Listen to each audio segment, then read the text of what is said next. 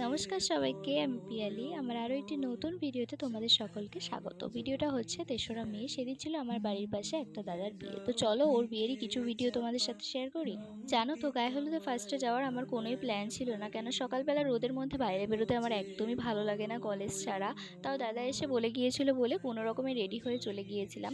আর সাধারণত গায়ে হলুদে সবাই ইয়েলো কালার ড্রেস শাড়ি পরে। আমি হাতের সামনে যেটা পেয়েছিলাম সেটা পরেই চলে গিয়েছিলাম। এই ব্লু কালার ড্রেসটা পরেছিলাম। তো আউটফিটটা তোমাদের সাথে শেয়ার করেই দিলাম। আমাকে কেমন লাগছে তোমরা কিন্তু অবশ্যই কমেন্টে জানিও। আর আমাদের বাড়ির পাশে একটা পুকুরে গিয়েছিল জল ভরতে, আর তাড়াতাড়ি গিয়ে তাড়াতাড়ি চলেও এসেছিলাম।